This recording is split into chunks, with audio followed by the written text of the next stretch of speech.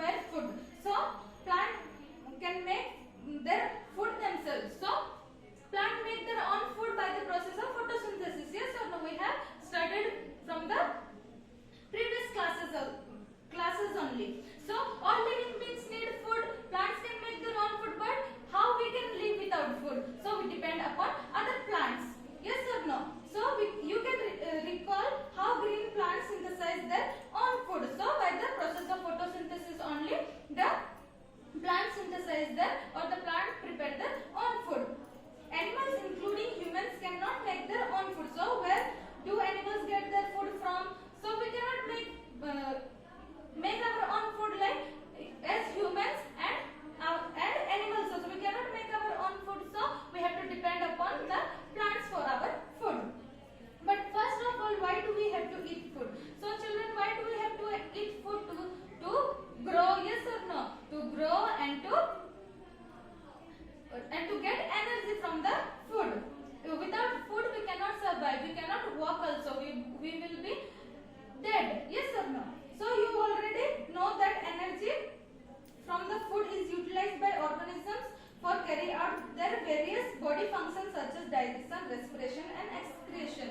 So we need food for the various process that carry out in our body like digestion, respiration and excretion. We get our food from plants or animals or both. We may get food from plants, animals or from both plants and animals. So in order to provide food for a large population, regular production, proper management and distribution is necessary. So everyone needs food. So what we should do? We should grow.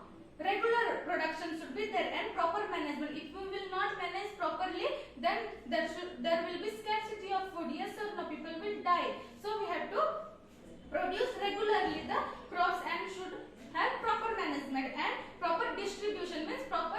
We should distribute everyone. If we will keep the stock, it may get spoiled. Yes or no? So first is the agriculture practice. So how we got to know the agriculture practice in our life. So people from the ancient times they are practicing agriculture. Yes or no? So till 10,000 BCE people were nomadic. Nomadic means people were not staying in one place. They have been moving from one place to another. Okay, these people are nomads. So the moving from one place to another is nomadic. They were wandering in groups from place to place in search of food and shelter. So before the people were not knowing how to make homes, and also they used to move from one place to another in search of food and shelter. They ate raw fruits and vegetables and started hunting animals for food. So before they used to eat raw only. Raw vegetables and fruits they used to eat, and they were hunting animals for food. Later they could cultivate land and produce rice, wheat and other crops. Thus was born agriculture. So after that they used to cultivate the land, okay, and produce rice and wheat and other food crops also. So like that the agriculture was born, means discovered.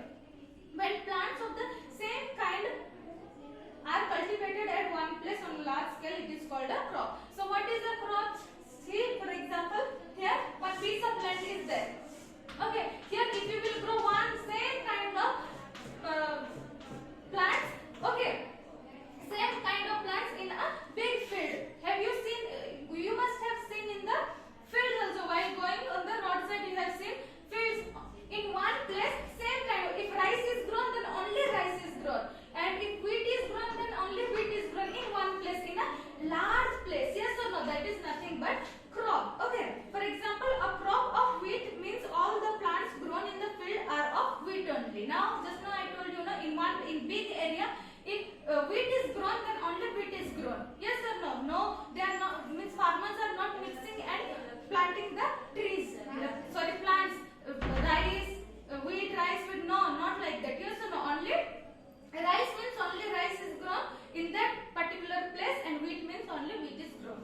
So you already know that crops are of different types like cereals, vegetables and fruits. Not only rice or wheat, but many cereals, vegetables and fruits are grown in large scale. So that is also crops. They can be classified on the basis of the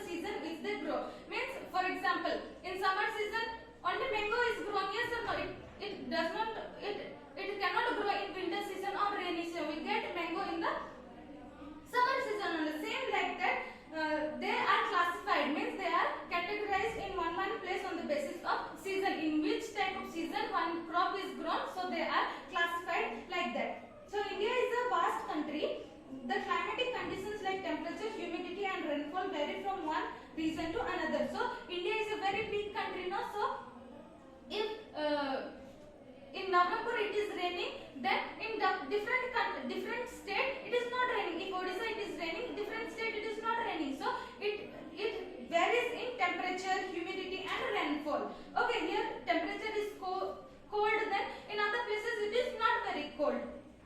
So there is a rich variety of crops grown in different parts of the country. So like that, due to the change in season, a variety of crops are grown in different parts of the country.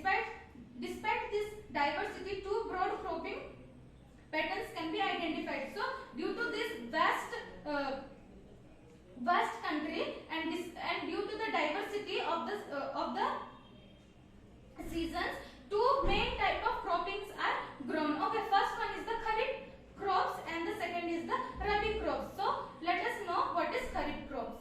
These crops which are sown in the rainy season are called kharif crops. So the crops that are planted during the rainy season are known as the kharif crops. The rainy season in India is generally from June to September, means now it is rainy season, yes or no? So now what type of plants will be planted? It is paddy, maize, soybean, groundnut, cotton are kharif crops. So what are the kharif crops? Paddy means the rice or wheat plants. Okay, then maize, soybean, groundnut and cotton. Next is the rabi crops. The rabi crops grown in winter season, that is October to March, are called rabi crops. Means in winter season what all the crops are grown, that is known as the rabi crops. Examples of rabi crops are wheat, gram, peas, mustard and linseeds. So these are the crops that are called rabi crops. Besides this, pulses and vegetables are grown during summer at many places. So in summer season many pulses and vegetables are grown. Then next is the basic practice of crop production.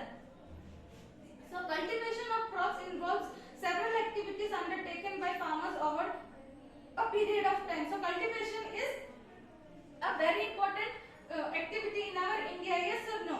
So the farmers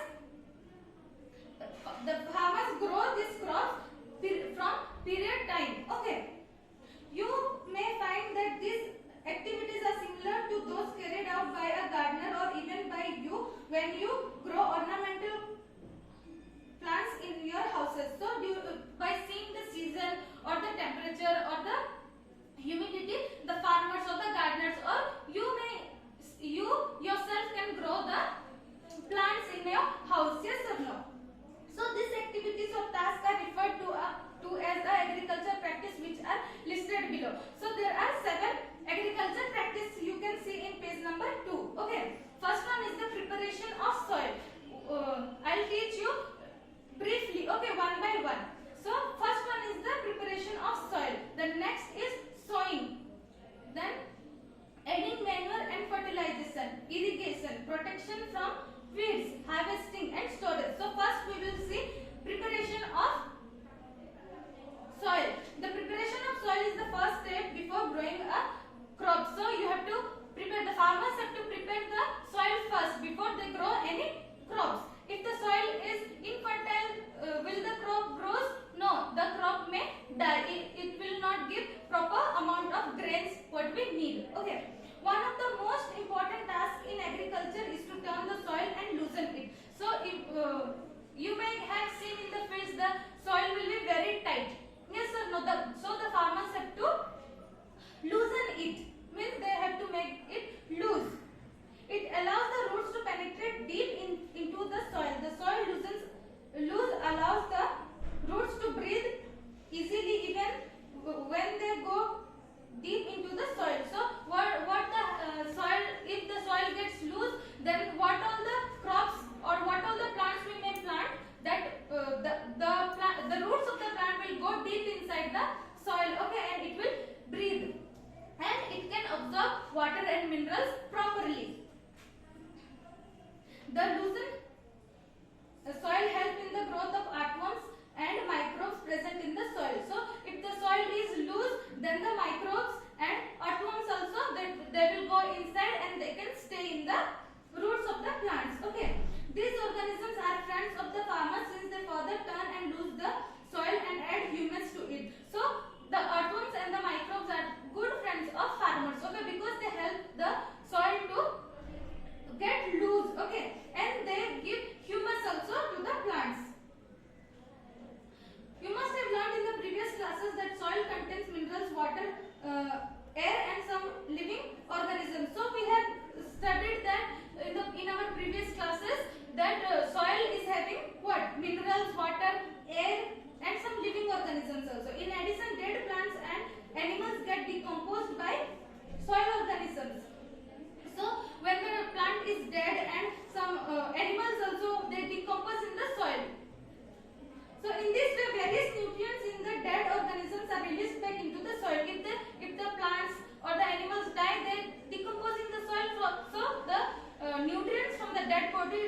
to the soil.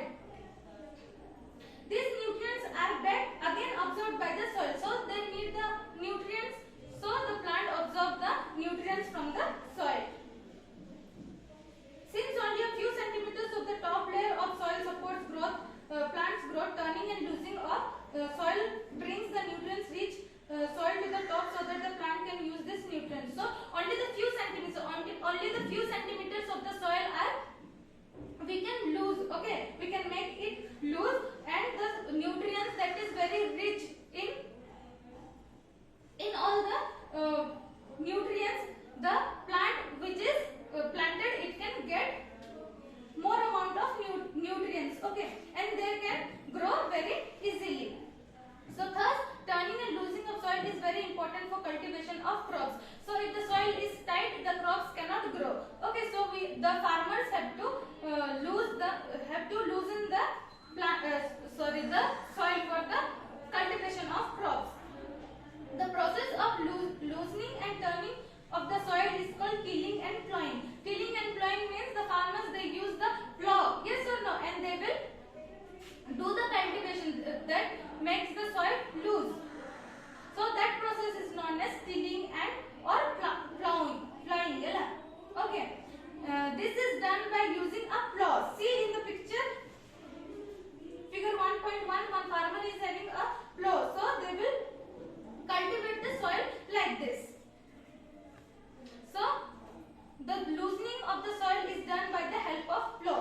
Plow are made of wood or iron. So we have seen from childhood only, yes or no, the farmers will be having a wooden or iron plow. If the soil is very dry, it need watering before plowing. If the soil is very dry, if no rain, then the soil will be very dry, so the farmer have to put some water and plow it.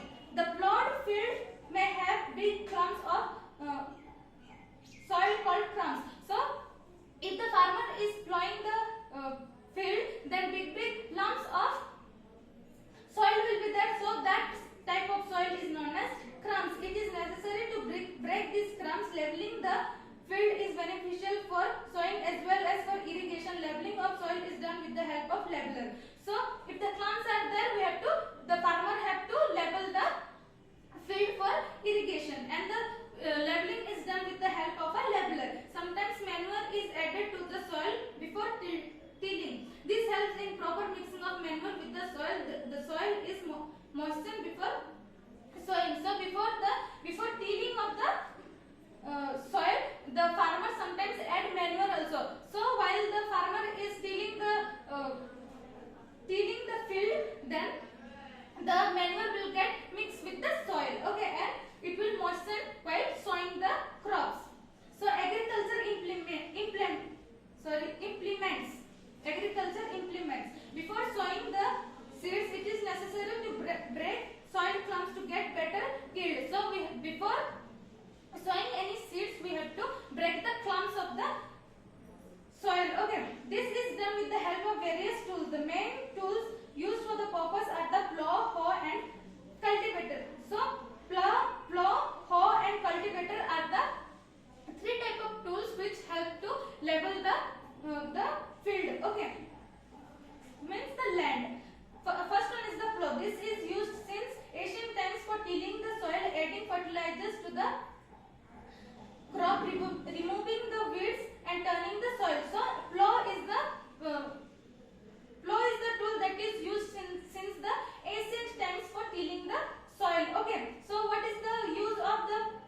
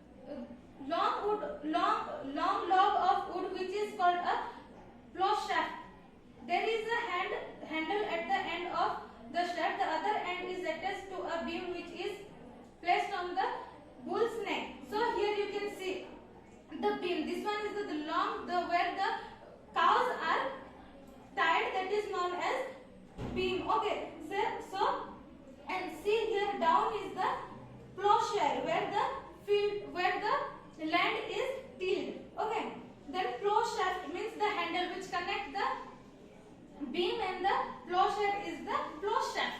Okay, so the next is the hoe. It is a simple tool which is used for removing weeds and for loosening the soil. So next one is the hoe. It is a simple machine. Okay, it is used for removing the weeds and loosening the soil. It has a long rod of wood or iron. A strong, broad and bent plate of iron is fixed at one of its end and works like a blade. See the picture of a hoe. Okay, it is pulled by animals. It is also the plow is also pulled by animals and the hoe is also pulled by the animals. At its one end here iron blade will be present, so it will remove the weeds from the soil. Next one is the cultivator. Nowadays plowing is done by tractor driven cultivator. The use of cultivator saves labor and time. So now nowadays tractor is used for the cultivation. Yes or no? So what it does? It saves the time and labor also.